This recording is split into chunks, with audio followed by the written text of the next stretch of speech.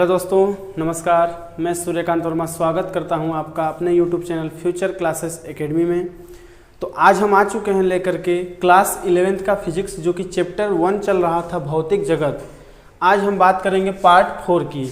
हमने पिछले 3 वीडियोज में 3 पार्ट बना रखा है और हमने जस्ट तीसरे वीडियो में बता रखा है कि जो प्रकृति में मूल बल हैं उनमें गुरुत्वाकर्षण बल और वैद्युत चुंबकीय बल, तीसरा भाग होगा प्रबल नाभिकीय बल और चौथा भाग होगा दुर्बल नाभिकीय बल। तो आज हम बात करेंगे तीसरे नंबर की, जो कि प्रबल नाभिकीय बल है।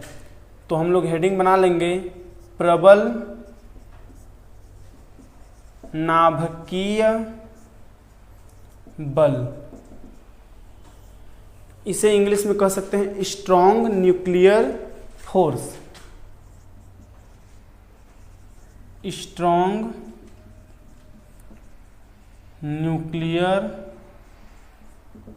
फोर्स कह सकते हैं। यानी ये प्रबल नाभिकीय बल होता क्या है? जैसे ये नाभिकीय शब्द से ही समझ में आ रहा है कि ये सूक्ष्म कणों से संबंधित होगा, यानी सूक्ष्म कणों से ही संबंधित है ये। दरअसल में इसमें जो नाभिक 3 सूक्ष्म कणों इलेक्ट्रॉन, प्रोटॉन तथा न्यूट्रॉन से मिलकर बना होता है। तो इनमें इलेक्ट्रॉन तो हमारा निगेटिव चार्ज वाला होता है, ऋणात्मक आवेश वाला, जबकि प्रोटॉन तथा न्यूट्रॉन क्या होते हैं? धन आवेशित होते हैं। तो जब इनका संयोग होता है या इनका कह सकते हैं संघट्य होता है, टकराव होता है, तब इनमें से ऊर्जा, यानी एक ऊर्जा के रूप में, एक बल के रूप में एक एनर्जी बाहर उत्सर्जित होती है, निकलती है। यानी हम कह सकते हैं कि नाभिक में उपस्थित, नाभिक में, क्योंकि हमारे इलेक्ट्रॉन, प्रोटॉन और न्यूट्रॉन हमारे नाभिक में उपस्थित होते हैं, तो हम परिभाषा लिख सकते हैं कि नाभिक में उपस्थित धनावेशित प्रोटॉनों, क्या लिखेंगे? नाभिक में उपस्थित धनावेशित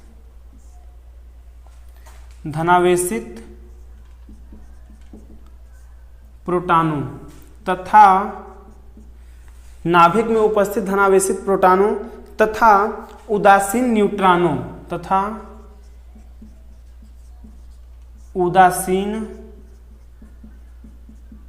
न्यूट्रॉनों, क्योंकि जो न्यूट्रॉन होते हैं वह क्या है? उदासीन कण होते हैं, उदासीन सूक्ष्म कण होते हैं, जबकि प्रोटॉन के साथ होने की वजह से उन्हें भी धनात्मक या धनावेशित कहा जाता है। परंतु दरअसल में देखा जाए तो न्यूट्रॉन जो होते हैं क्या होते हैं? वो न्यूटन यानी कि उदासीन होते हैं। तो लिखेंगे नाभिक में उपस्थित धनावेशित प्रोटॉनों तथा उदासीन न्यूट्रॉनों, या न्यूट्रॉनों को हम कह सकते हैं नाभिकीय कणों। क्या कह सकते हैं? ब्रैकेट में लिख सकते हैं नाभिकीय कणों, यानी नाभिकीय कणों। अब इनके बीच जो कार्यरत बल उत्पन्न होता है या कार्यरत आकर्षण बल उत्पन्न होता है, उसी को कहते हैं प्रबल नाभिकीय बल। तो लिखेंगे नाभिक में उपस्थित धनावेशित प्रोटॉनों तथा उदासीन न्यूट्रॉनों के बीच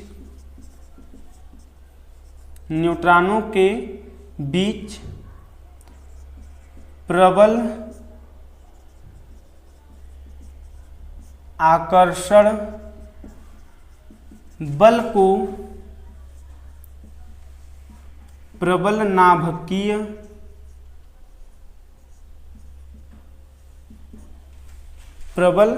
नाभिकीय या यहाँ पर कह सकते हैं बीच कार्यरत लिख सकते हैं, के बीच कार्यरत आकर्षण बल को प्रबल नाभिकीय बल कहते हैं। ठीक है, ये रहा प्रबल नाभिकीय बल का परिभाषा। नाभिक में उपस्थित धनावेशित प्रोटॉनों तथा उदासीन न्यूट्रॉनों के बीच कार्यरत जो बल होता है, जो उनके बीच लगने वाला बल है, आपसी बल है, उसी को हम क्या कहते हैं? प्रबल नाभिकीय बल कहते हैं, क्योंकि यह बहुत ही ज्यादा प्रबल होता है। जैसे कि हमने वीडियो तीसरे पार्ट में बता रखा है कि गुरुत्वाकर्षण बल सबसे दुर्बलतम बल है और उसके अपेक्षा 10⁻36 गुना वैद्युत चुंबकीय बल ज्यादा होता है या अधिक होता है। और ये जो होता है प्रबल नाभिकीय बल, ये वैद्युत चुंबकीय बल से भी 100 गुना ज्यादा होता है। कितना गुना? 100 गुना। तो इसे लिखेंगे कि यह बल, क्या लिखेंगे? यह बल वैद्युत चुंबकीय बल से 100 गुना ज्यादा प्रबल होता है, 100 गुना ज्यादा प्रबल होता है। और ये जो हमारा प्रबल नाभिकीय बल है, यह न तो गुरुत्वाकर्षण बल है और न ही वैद्युत चुंबकीय बल है। यह क्या है? सूक्ष्म कणों के बीच लगने वाला आकर्षण बल है। क्या है? लिख सकते हैं यहाँ पे कि प्रबल नाभिकीय बल न तो गुरुत्वाकर्षण बल है और न ही वैद्युत चुंबकीय बल है। ये दोनों बल से ज्यादा प्रभावशाली होता है, इसलिए इसको बोलते हैं प्रबल नाभिकीय बल। क्या बोलते हैं इसे? प्रबल नाभिकीय बल। ठीक है, अब हम आगे देखेंगे प्रबल नाभिकीय बल के गुणों के बारे में। जैसे हमने पिछले वीडियो में दोनों गुरुत्वाकर्षण बल के गुण और हमने देखा था फिर वैद्युत चुंबकीय बल के गुण, तो उसी तरह से हम देखेंगे प्रबल नाभिकीय बल के गुण। तो हेडिंग बन जाएगा हमारा प्रबल नाभिकीय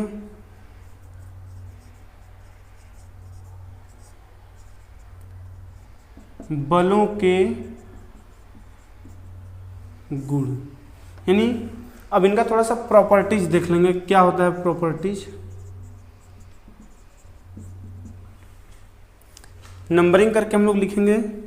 जैसे अगर हम बात करें प्रबल नाभिकीय बल के गुण की, तो इसमें सबसे पहला नंबर होता है कि इनका परास क्या होता है, कह सकते हैं रेंज क्या होता है, यानी कितना इनका आकार का जो कह सकते हैं कि आकार कितना होता है या कितना रेंज होता है, इसकी गणना करें तो हम लोग लिखेंगे प्रबल नाभिकीय बल लघु परास। क्या होता है?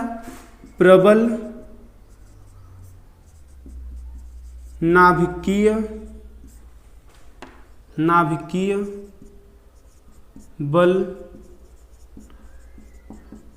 लघु परास लगभग, ब्रैकेट में लिख देंगे लगभग 10 के घाते -15 मीटर का होता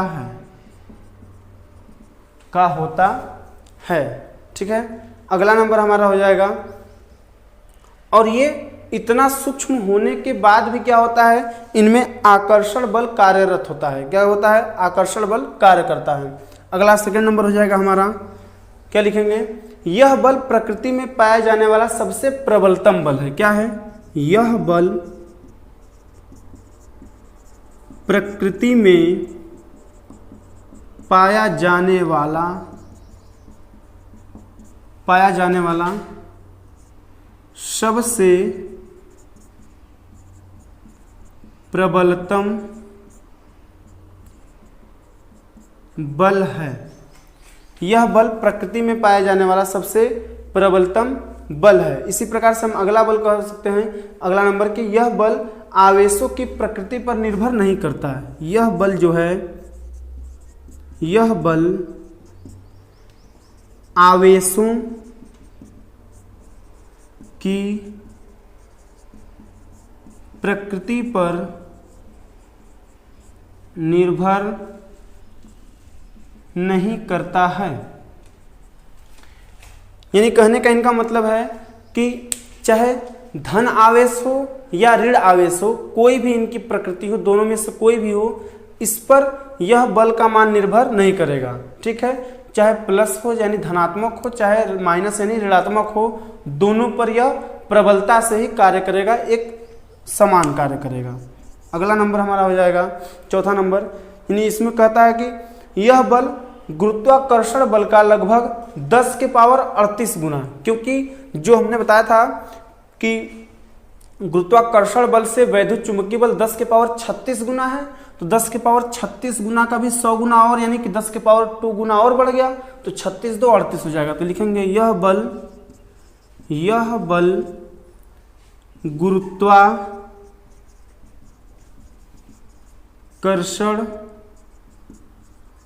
बल का 10 के पावर 38 गुना होता है। यह बल गुरुत्वाकर्षण बल का 10 के पावर 38 गुना होता है। अब समझ रही कि जितना हमारा गुरुत्वाकर्षण बल कार्य करता है उसके 10 के पावर 38 गुना ज़्यादा ये प्रबलतम होता है, ज़्यादा ये कार्यशील होता है। इसलिए यह पूरे प्रकृति में, पूरे दुनिया में पाया जाने वाला सबसे प्रबलतम बल है, जो कि बहुत ही सूक्ष्म क्षेत्र के बीच में बहुत ज़्यादा मात्रा में कार्य करता है। ठीक है, और एक अगला और लास्ट नंबर हम देख लेंगे। जैसे इसमें कहा जाता है कि यह बल केंद्रीय बल नहीं है, बाकी वो दोनों बल क्या होते थे, केंद्रीय बल होते थे। तो इसमें लिखेंगे यह बल केंद्रीय बल नहीं है। क्यों नहीं है? यह बल केंद्रीय बल नहीं है तथा यह बल व्युत्क्रम वर्ग नियम का पालन नहीं करता है।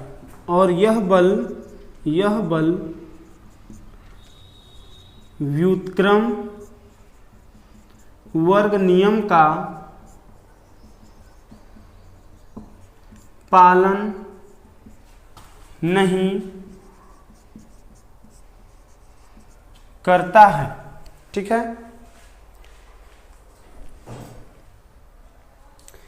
ठीक है, ये हो गया। अब आइए देखते हैं चौथे नंबर की बात कर लेते हैं, जो कि प्रबल नाभिकीय बल के बाद दुर्बल नाभिकीय बल है। ठीक है,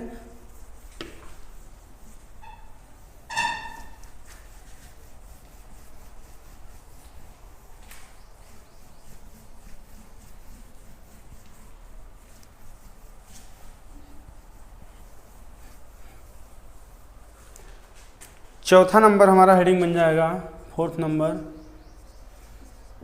दुर्बल नाभिकीय बल। दुर्बल का मतलब होता है कमजोर, प्रबल का मतलब होता है मजबूत।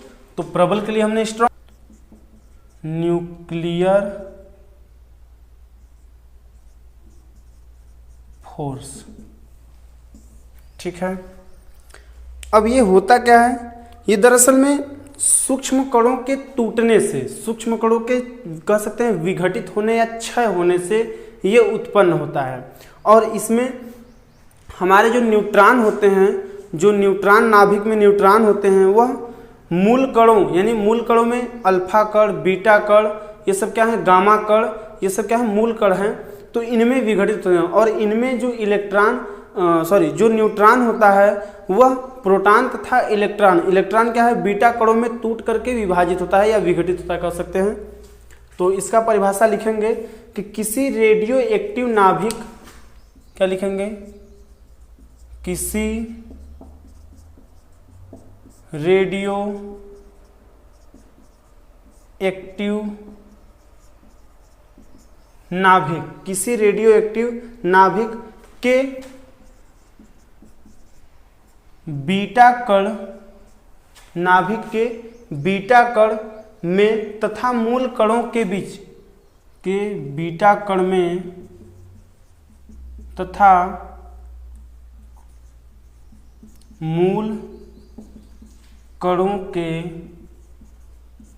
बीच, बीटा कण तथा मूल कणों के बीच कार्यरत बल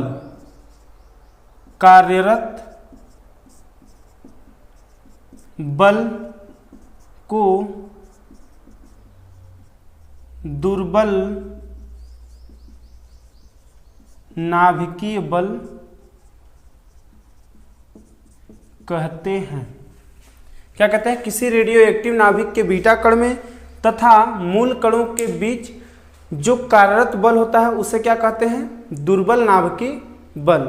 अब इसमें होता क्या है, इसमें जो बीटा कण है वह बीटा क्षय की प्रक्रिया रेडियो एक्टिव नाभिक में एक न्यूट्रॉन, जो एक न्यूट्रॉन होता है वह प्रोटॉन व इलेक्ट्रॉन में क्या होता है, परिवर्तित होता है। क्या होता है, परिवर्तित। तो उसे भी लिख लेंगे हम लोग। फिर उसके बाद एक रिएक्शन हम दिखाते हैं जिससे क्लियर हो जाएगा कि ये क्या कह रहा है।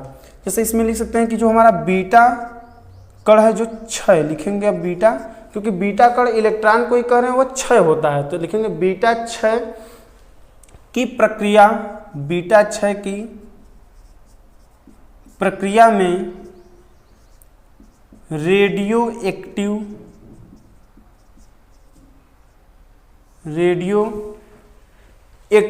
नाभिक में, रेडियो एक्टिव नाभिक में एक न्यूट्रॉन, कौन, नाभिक में एक न्यूट्रॉन, नाभिक में एक न्यूट्रॉन, एक प्रोटॉन व एक इलेक्ट्रॉन, क्या लिखेंगे, एक प्रोटॉन व एक इलेक्ट्रॉन, इलेक्ट्रॉन कह सकते हैं बीटा कण, यहाँ पे में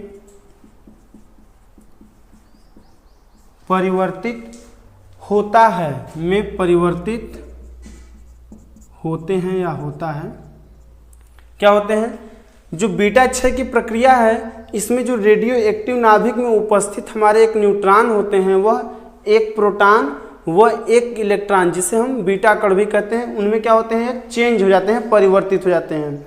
और परिवर्तित होने के बाद यह जो बीटा कण है, यह बीटा कण क्या होता है, यह बीटा कण एक अनावेशित कण, यह बीटा कण एक अनावेशित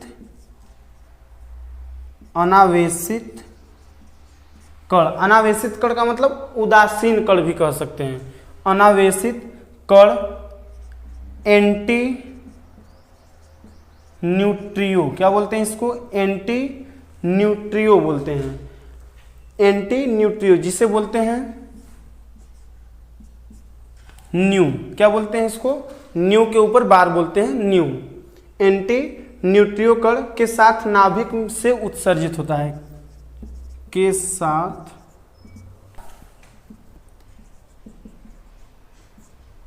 नाभिक से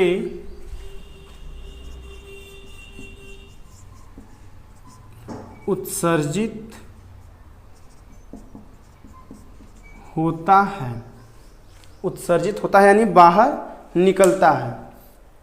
अब इनका हम रिएक्शन देख लेते हैं। हमने जैसे कहा, कौन भैया, एक न्यूट्रॉन, एक प्रोटॉन तथा एक इलेक्ट्रॉन में पहले परिवर्तित हो रहा है, और इलेक्ट्रॉन क्या है, बीटा कण है।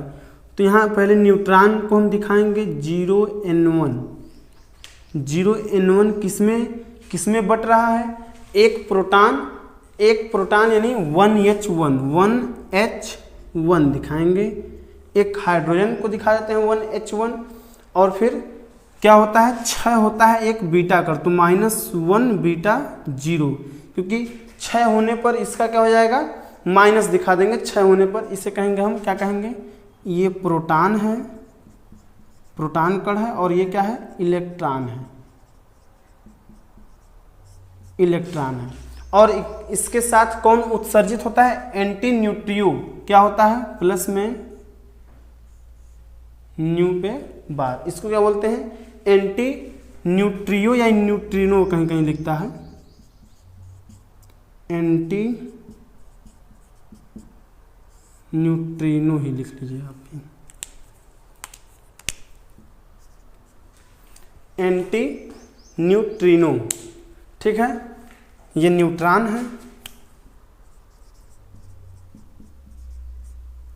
ये रहा हमारा परिभाषा, और ये रहा इनका क्रियाकलाप, और ये रिएक्शन, ठीक है। अब हम बात कर लेते हैं इनके गुणों की।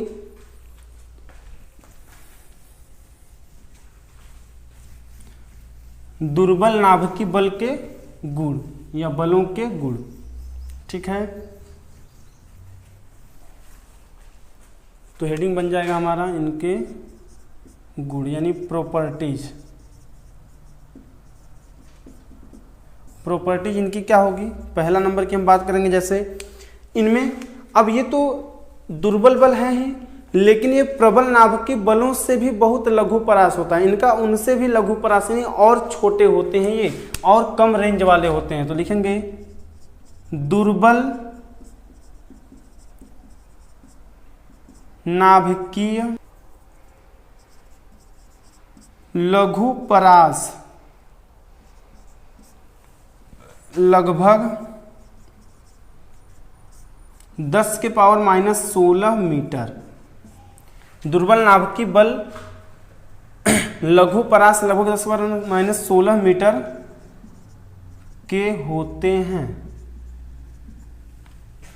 ठीक, जो दुर्बल नाभिकीय बल है वह बहुत ही अत्यधिक लघु परास यानी 10⁻⁻16 मीटर के होते हैं। सेकेंड नंबर की बात कर लेते हैं। सेकेंड नंबर में जैसे कहता है कि दुर्बल नाभिकीय बल जो है प्रबल नाभिकीय बल तथा वैद्युत चुंबकीय बलों से दुर्बल तथा गुरुत्वाकर्षण बल से थोड़ा प्रबल होते हैं। यानी ये क्या होते हैं, ये वैद्युत चुंबकीय बल तथा प्रबल नाभिकीय बल से तो दुर्बल होते हैं, परंतु गुरुत्वाकर्षण बल से थोड़े क्या होते हैं, प्रबल होते हैं। क्या होते हैं, गुरुत्वाकर्षण बल से लिखेंगे यह बल वैद्युत चुंबकीय बल तथा प्रबल नाभिकीय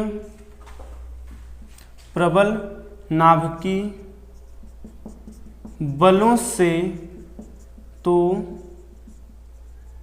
दुर्बल होते हैं, परंतु गुरुत्वाकर्षण बल से प्रबल होते हैं। अगले नंबर की बात करते हैं। अगला नंबर कह रहा है कि ये बल भी आवेश की प्रकृति पर निर्भर नहीं करता। यह बल भी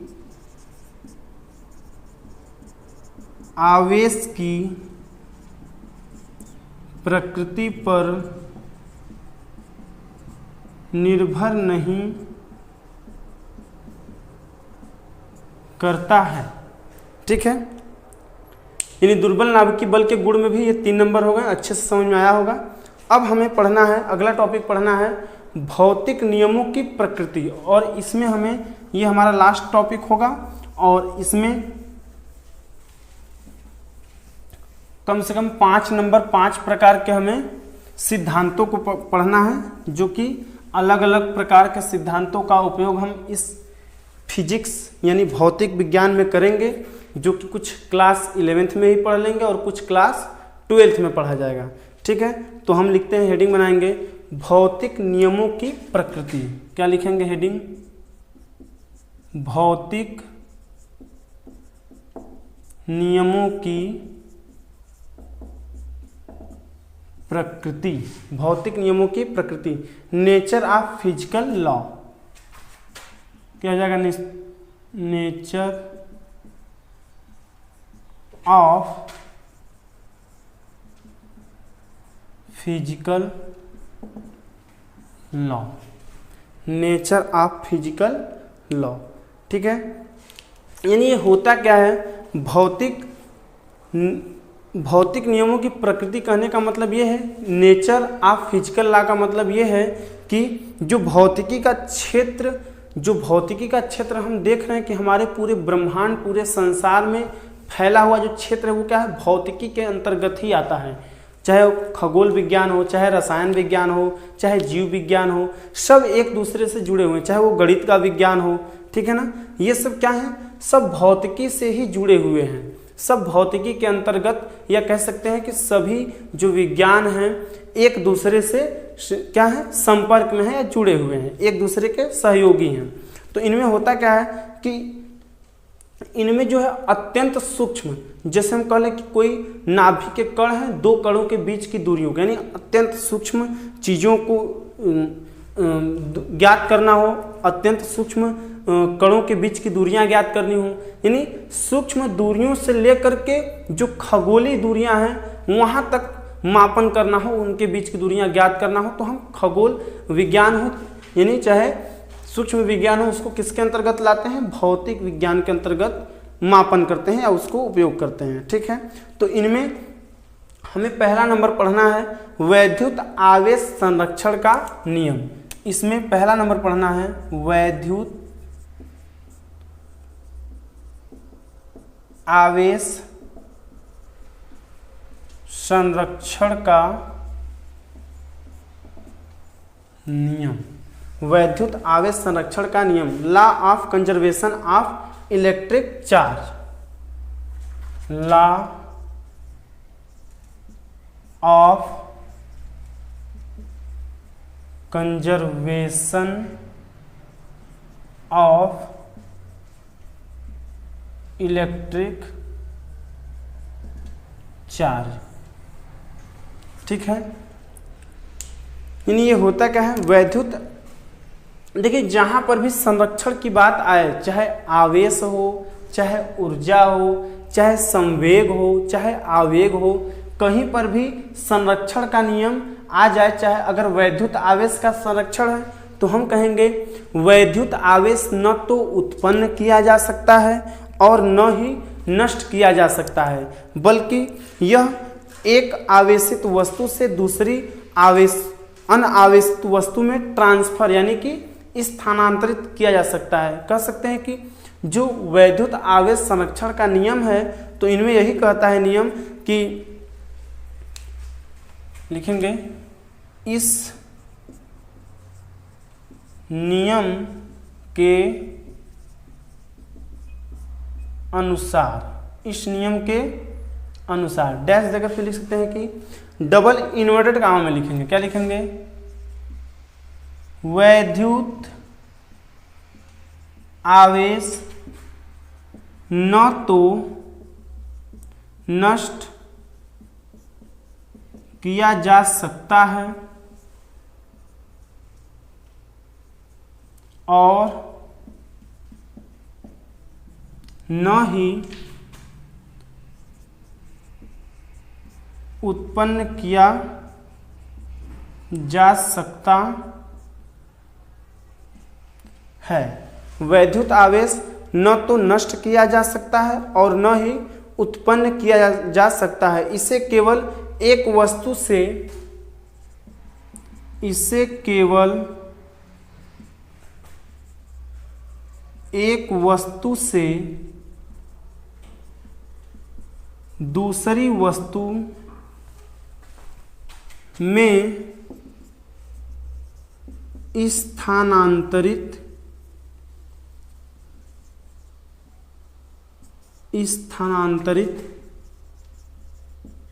किया जा सकता है, किया जा सकता है।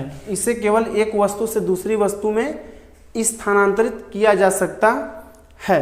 ठीक है, ये होता है हमारा वैद्युत आवेश संरक्षण का नियम।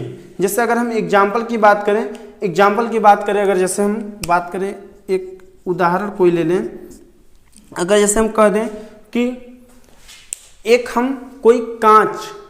कोई हम कांच का रॉड ले लेते हैं, छड़ ले लेते हैं, और दूसरी ओर कोई रेशम का धागा ले लेते हैं, रेशमी कपड़े वस्त्र को ले लेते हैं और दोनों को आपस में रफ करते हैं यानी रगड़ते हैं, तो क्या होता है कि जो कांच का छड़ है वह धन आवेशित होता है। जो कांच का छड़ है वह क्या होता है, पहले से धन आवेशित रहता है, और जो वस्त्र है वह ऋण आवेशित रहता है। तो दोनों को रफ करने के बाद हम क्या पाते हैं कि जो हमारा धन आवेशित कण था कांच पर और जो हमारा कण था ऋण आवेशित वस्त्र पर, तो ऋण आवेशित कण धन आवेशित पर आ जाता है। क्या होता है, जो वस्त्र या रेशम पर जो ऋण आवेशित कण था वह आ गया किस पे, रॉड यानी कांच के छड़ पे आ जाता है, तो उसे भी ऋण आवेशित बना देता है। तो इस प्रकार से हम कह सकते हैं कि जब एक कांच की छड़ तथा एक रेशम के कपड़े को आपस में रगड़ा जाता है तो आपस में रगड़ा जाता है तो कांच के छड़ धनावेशित, तो कांच की छड़ धनावेशित तथा रेशम का कपड़ा ऋणावेशित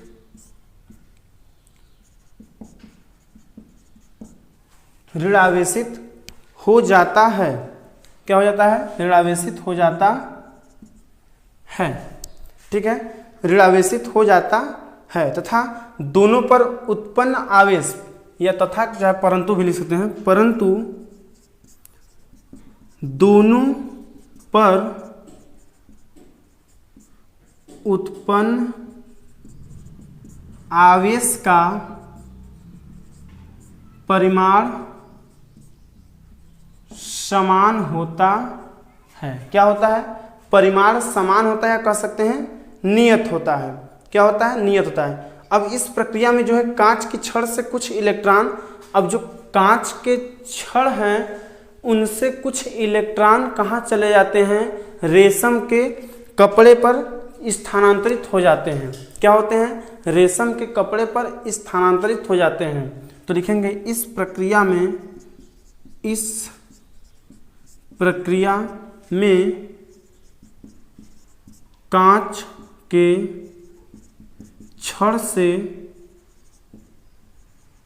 कुछ इलेक्ट्रॉन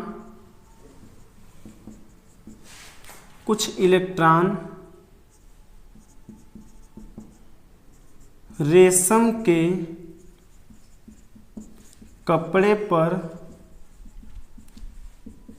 स्थानांतरित हो जाते हैं।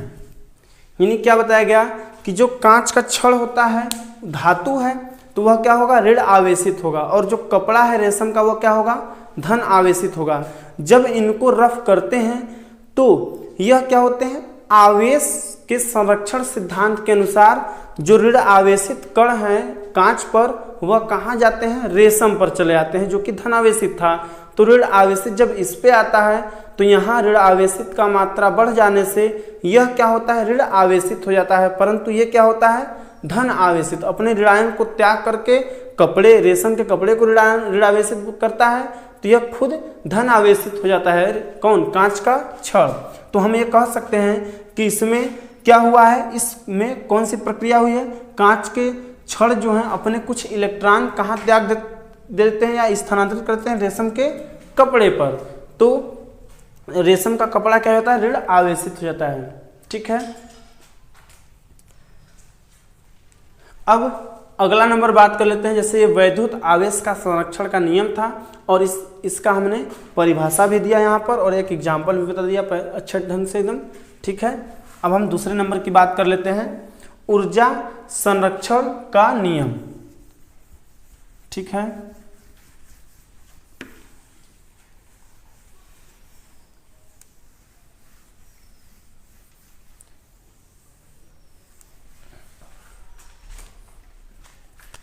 दूसरा नंबर हो जाएगा हमारा ऊर्जा संरक्षण का नियम। क्या हो जाएगा? इसको इंग्लिश में बोलेंगे law of conservation of energy. Law of conservation of energy. ठीक है, अब फिर से वही संरक्षण की बात आ गया, बस वहां पर वैद्युत आवेश था और यहाँ पर क्या है? ऊर्जा है। तो बस हमें शब्द का खेल दिखाना है। यहाँ पे ये करना है कि जहाँ वहाँ पर वैद्युत आवेश था यहाँ पर क्या हो जाएगा? ऊर्जा हो जाएगा, यानी एनर्जी। तो हम कह सकते हैं कि ऊर्जा न कभी नष्ट होती है और न ही कभी उत्पन्न होती है। ऊर्जा को न तो उत्पन्न किया जा सकता है और न ही नष्ट किया जा सकता है, बल्कि एक वस्तु से दूसरे वस्तु में स्थानांतरित किया जा सकता है। ठीक है, तो हम क्या लिखेंगे? यानी कह सकते हैं कि जो संरक्षी बल हैं, संरक्षी बलों का या संरक्षी बलों के निकाय का कुल ऊर्जा क्या रहता है, एक बराबर, एक समान या नियत रहता है, कह सकते हैं। तो क्या लिखेंगे, इस नियम के अनुसार, इस नियम के अनुसार, इस नियम के अनुसार क्या लिख देंगे, संरक्षी बलों के अधीन, संरक्षी बलों के अधीन, संरक्षी बलों के अधीन किसी वस्तु की कुछ यांत्रिक ऊर्जा, किसी वस्तु की कुल यांत्रिक ऊर्जा, किसी वस्तु की कुल यांत्रिक ऊर्जा अर्थात उसकी, कह सकते हैं गतिज ऊर्जा, यांत्रिक ऊर्जा का मतलब अर्थात कह सकते हैं उसकी गतिज ऊर्जा, गतिज ऊर्जा, गतिज ऊर्जा एवं स्थितिज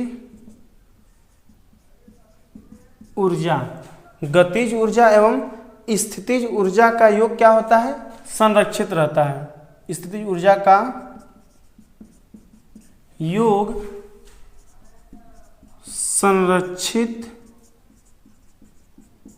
रहता है।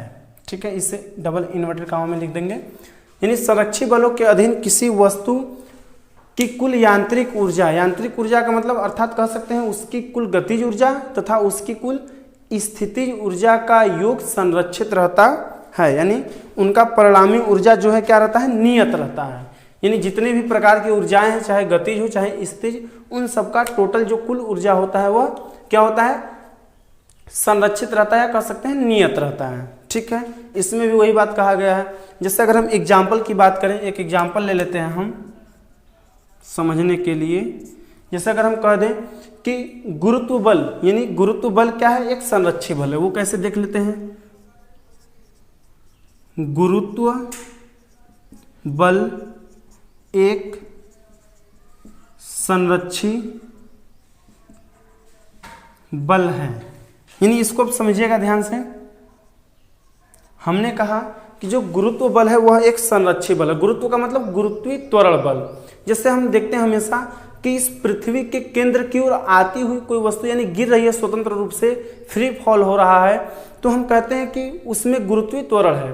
यानी कि जब वह वस्तु को कुछ ऊंचाई से छोड़ा जाता है या गिराया जाता है तो वह फ्री अवस्था में गिरती है, तो उस समय उसमें जो ऊर्जा होती है वह गतिज ऊर्जा के रूप में होती है। और जैसे ही वह वस्तु पृथ्वी के तल पर आती है तो जब स्थिर होती है तो वह स्थिर अवस्था में होती है, यानी उसमें स्थितिज ऊर्जा होती है। तो हम कह सकते हैं कि यह भी क्या है, गुरुत्व बल एक संरक्षी बल, यानी कि जब तक वह गति अवस्था में था तो उसमें गतिज ऊर्जा थी और जब वह स्थिर हुआ तो स्थितिज ऊर्जा। लेकिन इन दोनों का योग क्या होगा, कुल ऊर्जा के बराबर, यानी इसमें क्या रहेगा, ऊर्जा कुल संरक्षित रहेगी। तो कह सकते हैं गुरुत्व बल एक संरक्षी बल है। यानी लिख सकते हैं अतः गुरुत्व के अंतर्गत, गुरुत्व के अंतर्गत ठीक, गुरुत्व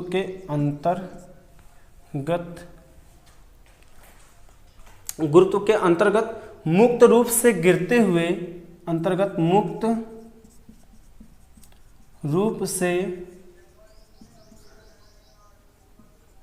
गिरते हुए पिंड, गिरते हुए पिंड की, गिरते हुए पिंड की, गिरते हुए पिंड की कुल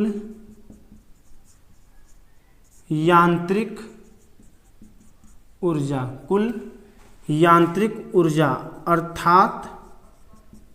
अर्थात यांत्रिक ऊर्जा का मतलब उसकी गतिज ऊर्जा एवं स्थितिज ऊर्जा, अर्थात उसकी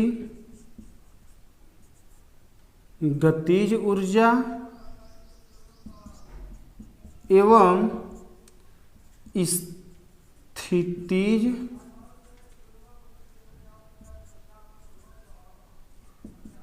ऊर्जा, गतिज ऊर्जा एवं स्थितिज ऊर्जा का योग क्या रहता है? नियत रहता है। का योग नियत रहता है। ठीक है दोस्तों, ये रहा ऊर्जा संरक्षण का नियम, यानी संरक्षित बलों के अधीन किसी वस्तु की कुल यांत्रिक ऊर्जा अर्थात उसकी गतिज ऊर्जा एवं स्थितिज ऊर्जा का योग क्या रहता है? संरक्षित रहता है। और एग्जाम्पल में जैसे अगर हम कहें गुरुत्व बल एक संरक्षित बल है, वो कैसे होगा? यानी कह सकते हैं गुरुत्व के अंतर्गत अगर स्वतंत्र रूप से कोई मुक्त रूप से या स्वतंत्र रूप से कोई पिंड को गिराया जा रहा है तो उसकी कुल यांत्रिक ऊर्जा, कहने का मतलब गतिज ऊर्जा और स्थितिज ऊर्जा का योग क्या रहता है? नियत रहता है, यानी कुल ऊर्जा के बराबर रहता है। उनका परिणामी ऊर्जा जो होता है वह नियत रहता है। ठीक है, तीसरे नंबर की हम बात कर लेते हैं द्रव्यमान ऊर्जा का संरक्षण नियम।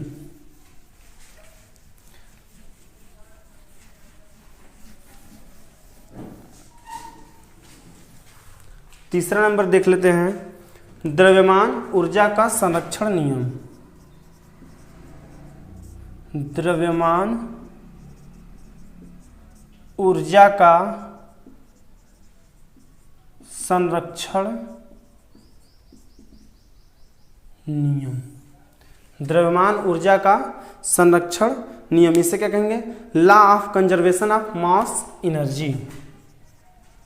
लॉ ऑफ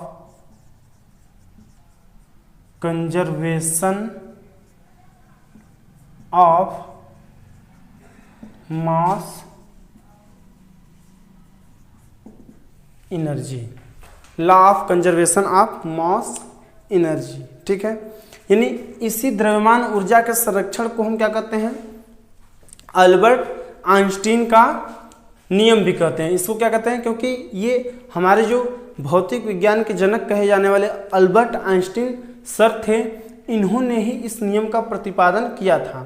यानी हम लोग अच्छे ढंग से जानते हैं कि जो एनर्जी होता है वह मास में परिवर्तन और प्रकाश की चाल या प्रकाश के वेग के वर्ग के गुणनफल के बराबर होता है। ठीक है ना, यानी हम कहते हैं कि ये जो नियम हमारा होता है वह E बराबर क्या होता है? E बराबर डेल्टा M इंटू सी स्क्वायर ये होता है। या इसी क्या कहते हैं हम लोग कि जो हमारा डेल्टा M है वह डेल्टा M बराबर E बटे के सी स्क्वायर, ऐसे भी कहते हैं।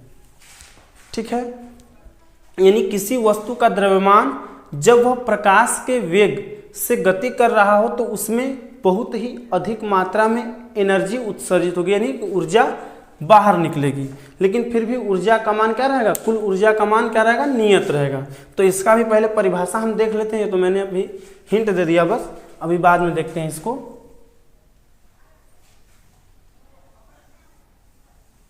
ठीक है, पहले हम इसका परिभाषा देख लेते हैं क्या होता है। जैसे ये भी ऊर्जा संरक्षण का नियम कह रहा है द्रव्यमान, तो लिखेंगे आइंस्टीन के द्रव्यमान ऊर्जा संबंध के अनुसार। आइंस्टीन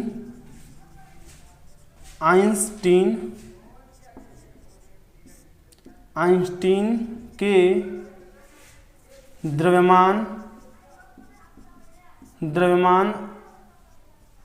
ऊर्जा संरक्षण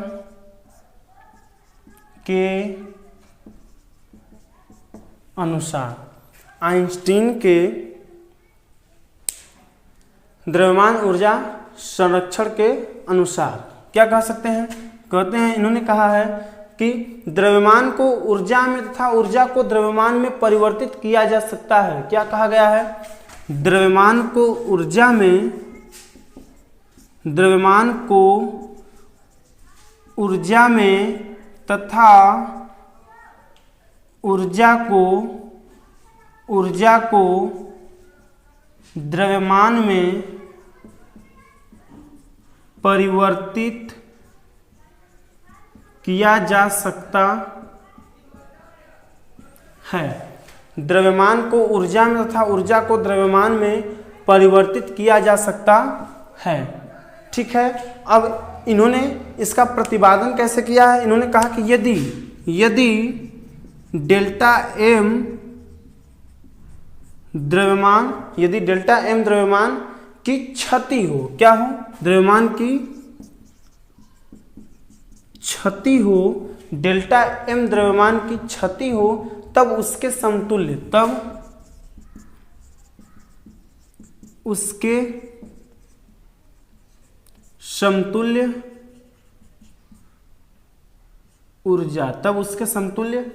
ऊर्जा क्या हो जाएगा, E बराबर डेल्टा एम इंटू सी स्क्वायर, E बराबर डेल्टा एम इंटू सी स्क्वायर। यहाँ पर क्या C क्या है, जहाँ में लिख लेंगे, जहाँ C बराबर क्या है, निर्वात में प्रकाश की चाल, यानी लाइट ऑफ स्पीड है, प्रकाश की चाल है, स्पीड ऑफ लाइट, जो कि हम कहते हैं कि जो हम अंतरिक्ष में कोई भी वस्तु को देखते हैं कि वह गति कर रहा है, तो मैक्सिमम उसका स्पीड कितना हो सकता है, लाइट का स्पीड, जो कि लाइट का स्पीड कितना होता है, c बराबर जानते हैं हम लोग 3 × 10⁸ मीटर पर सेकेंड, यानी इससे अधिक किसी भी वस्तु का स्पीड नहीं हो सकता। निर्वात में भी, क्या, निर्वात में भी अगर कोई वस्तु गमन करेगा तो वह प्रकाश के वेग से ही, उससे अधिक नहीं। ठीक है, तो ये रहा द्रव्यमान ऊर्जा का संरक्षण नियम। ठीक है, इसके बाद एक अगला हम लोग देखते हैं, चौथा नंबर है रेखीय संवेग संरक्षण का नियम। क्या देखते हैं,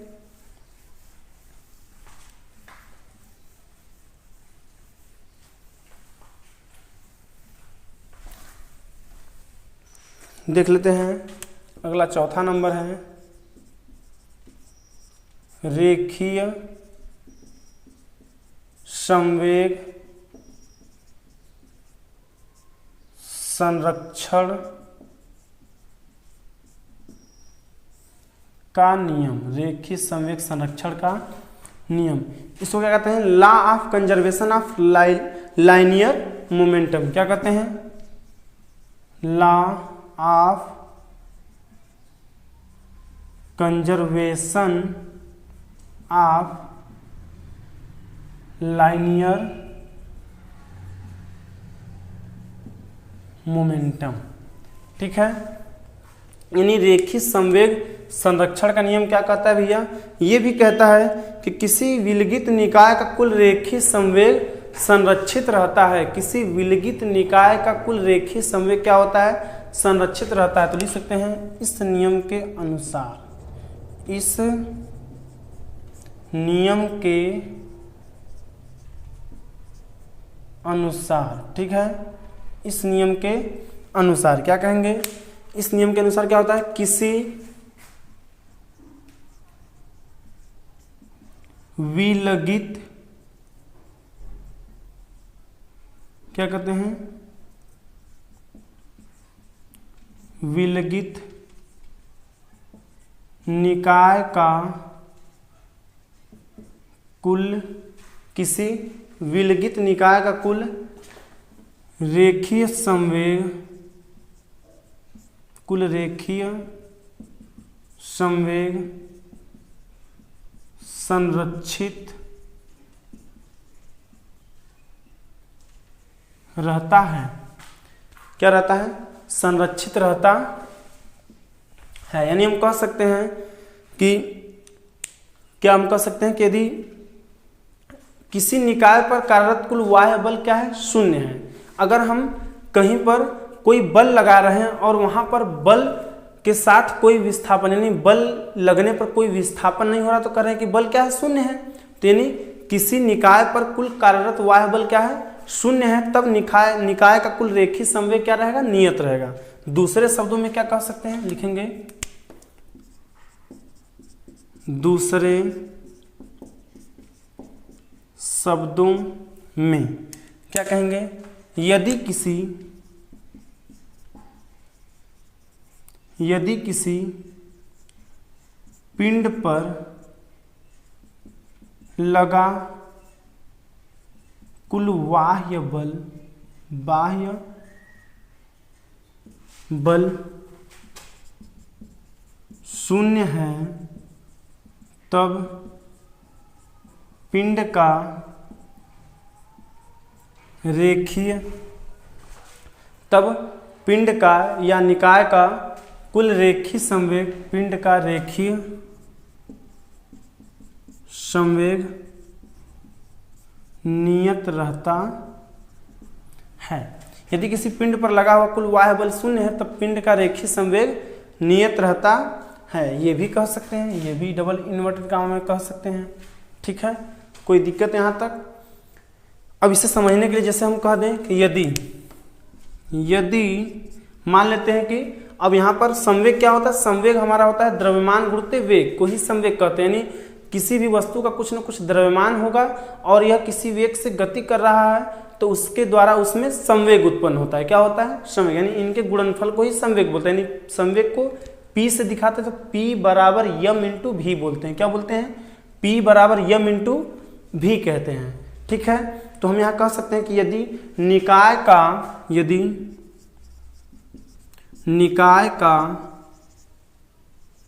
कुल कार्यरत बल, निकाय का कुल कार्यरत बल या कार्यरत बाह्य बल लिखेंगे, बाह्य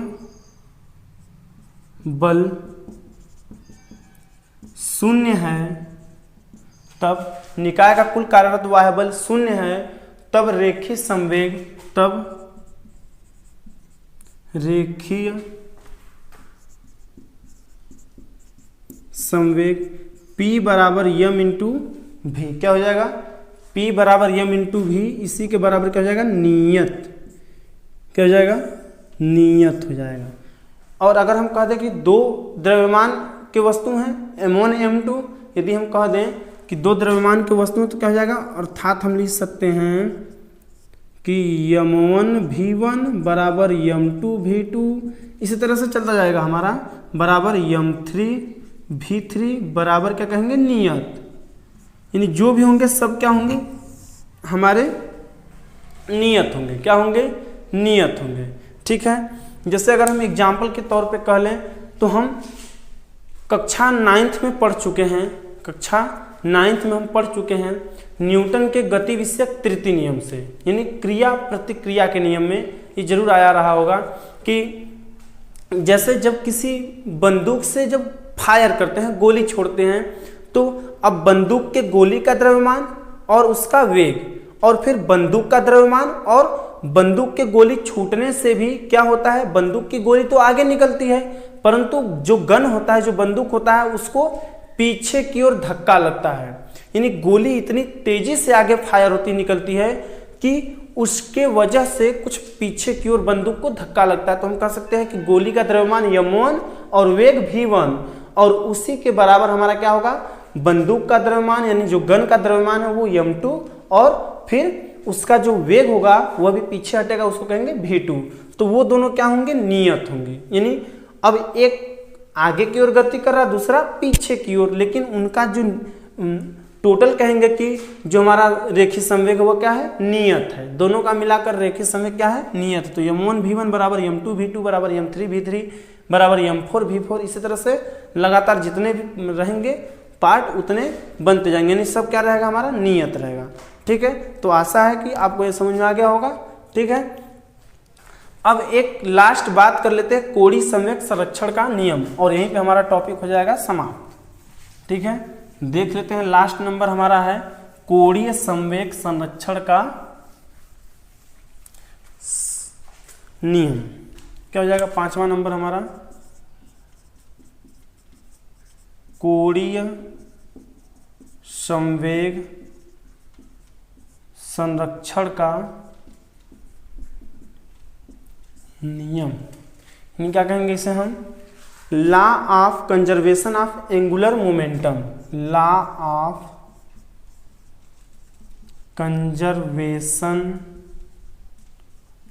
ऑफ एंगुलर मोमेंटम। ठीक है, law of conservation of angular momentum, कोणीय संवेग संरक्षण का नियम। ठीक है, इसे भी देख लेते हैं। अब इस नियम में क्या होता है लिखेंगे, इस नियम के अनुसार, इस नियम के अनुसार। अब इस नियम में क्या होता है भैया, इसमें कह रहा है कि यदि किसी निकाय पर कार्यरत कुल बाह्य बल क्या हो, शून्य हो। यदि किसी निकाय पर कार्यरत कुल बाह्य बल शून्य हो तब निकाय का कुल कोणीय संवेग संरक्षित रहता है। फिर वही बातें कह रहा है ये भी, यदि किसी निकाय पर कार्यरत बाह्य बल शून्य हो तब, यदि किसी निकाय पर कार्यरत कुल बाह्य बल, अच्छा यहाँ आघूर्ण शब्द लिखेंगे, बाह्य बल आघूर्ण, बाह्य बल आघूर्ण शून्य हो तब, यदि किसी निकाय पर कार्यरत बाह्य बल आघूर्ण शून्य हो तब निकाय का कुल कोणीय संवेग, तब निकाय का कुल कोणीय संवेग संरक्षित रहता है। यदि किसी निकाय पर कार्यरत बाह्य बल आघूर्ण शून्य हो तब निकाय का कुल कोणीय संवेग संरक्षित रहता है। यानी हम कह सकते हैं, क्या कह सकते हैं कि निकाय पर कार्यरत कुल बाह्य बल आघूर्ण शून्य होने पर कोणीय संवेग लिख सकते हैं, निकाय पर कार्यरत बाह्य बल आघूर्ण शून्य होने पर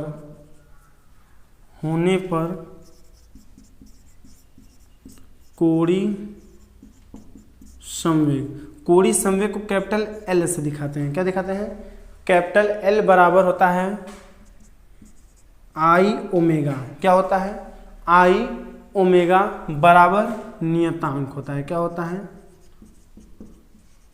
नियतांक आई ओमेगा। जैसे यहाँ पर पिछले वाले में P बराबर एम इंटू वी बराबर नियतांक था, यहाँ पर क्या हो जाएगा, L बराबर आई इंटू ओमेगा बराबर नियतांक। ठीक है, अर्थात हम उसी प्रकार से कह सकते हैं, अर्थात क्या कह सकते हैं, I1 ओमेगा 1 बराबर I2 ओमेगा 2 बराबर क्या कह सकते हैं, नियतांक। ठीक है, उसी प्रकार से ये क्या होगा। अब हम लोग इससे आगे ये सब चीज़ें हम लोग 11th में धीरे धीरे क्रमशः करके पढ़ेंगे। हर अध्याय में आता रहेगा और हम लोग पढ़ते रहेंगे। ठीक है,